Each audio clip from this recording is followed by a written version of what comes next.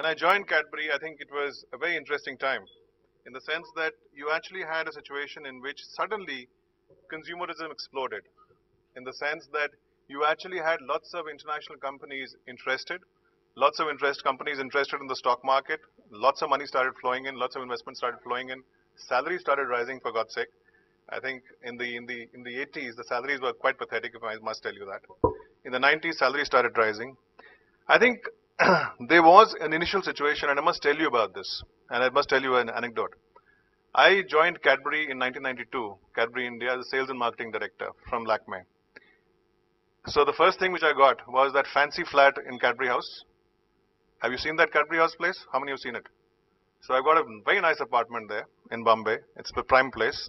I got, in those days, a car known as Contessa. I don't know if you heard about that car. Big car, all right?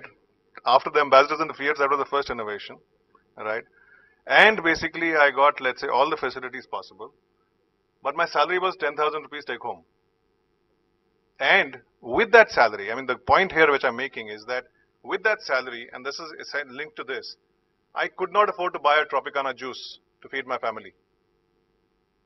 Right? So therefore, the point I'm making is that you actually had a situation in which suddenly the country opened out, aspirations increased, but the so-called consumption spending was still measured in PPP terms and not necessarily, let's say, in terms of actual nominal purchasing power, so much so that even when I was a director driving a Contessa car, I was a director on the board of that company, by the way, in 1992, driving a Contessa car, living in the fanciest of apartments in Bombay, I could not afford the basics.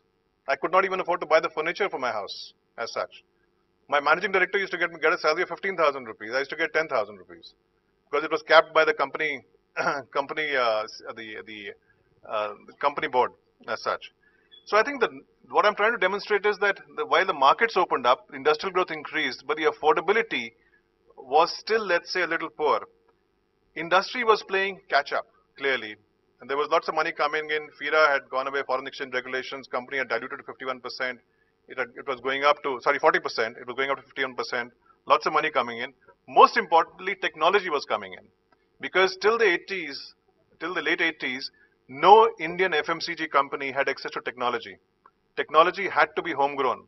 So we actually had engineering workshops, machine shops to create machines to produce chocolates. Right? We could not import machinery. We could not import any technology. And therefore, we had to rely on ourselves.